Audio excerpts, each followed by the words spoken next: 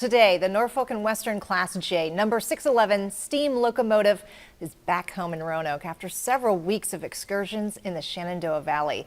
The Queen of Steam has become an icon for Roanoke and has amassed a worldwide fan base. Absolutely. So how did the Spirit of Roanoke become so beloved? WDBJ 7's Leanna Scachetti has been exploring that very question for several months now and joins us now to tell us more about what you can expect on the latest episode of the Hometown Stories podcast. Leanna, thanks for being back here. I'm excited to be here, guys. Yes, we're excited too. It's yeah, this episode has been months, if not technically, I guess years in the making. So I'm so excited that it's finally here and you guys can listen to it. I know, and it's online now. People can find it really easily. We'll get into those details in a bit, but I know Roanoke has this love for this Queen of Steam, as we call her. Why is there such a strong connection with the Star City and this locomotive? Yeah, that is the heart of what I wanted to explore in this podcast. When I first came to Roanoke, I didn't know anything about the 611. Of course, when people started talking about it, they talked about it like it was a celebrity. So I wanted to go and I wanted to understand. And I think what I found is that at the heart of it, this is one of the most modern steam locomotives,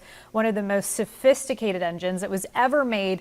And it was built right here in Roanoke, right in those East End shops. So there was a big sense of community pride that everybody in this community, from the engineers to the designers to the folks working in the foundry, used their hands. They used rulers and slide rules and pen and paper to come up with this sophisticated machine that served the region for over a decade before the Norfolk and Western and eventually Norfolk Southern dieselized. So this was a community-made, community-built thing that a lot of people, that southeast neighborhood of Roanoke City in particular, had a lot of pride in. And of course, it's a gorgeous piece of machinery. That Art Deco bullet front is just now so iconic. Yeah. Absolutely. Oh, yeah. Just lovely to look at her. Yeah. And, you know, there's something about steam too, right? Yeah. Okay. Well, she was just up in Goshen doing those excursions, and I'm sure a lot of people got a chance to ride the Queen of Steam. But people wonder, like, why can't they do this all the time? But I guess it's not so simple, right? It's not so simple, and that's what I discovered in talking with the chief mechanical engineer, is that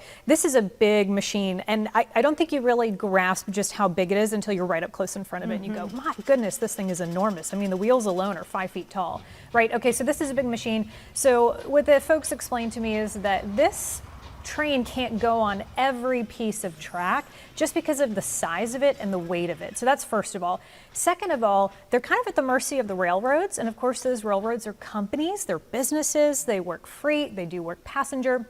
So the 611 kind of is at their mercy on where they can go. The recent excursions, which by the way, had people coming from all over the country, including also people from Europe, Africa, and Australia. 20,000 people on these excursions came into the Shenandoah Valley for this. So they have to work with the railroads to get to where they need to go. And these most recent excursions were on the Buckingham branch line, which is sort of a smaller, privately owned regional railroad. So they have to, there's a lot of logistics to get it to go where it needs to go. Absolutely. A lot of ways to coordinate. And I know a lot of people might be saying, I have more questions about this, but you have nearly an hour-long podcast that kind of breaks down even more about the past and the future.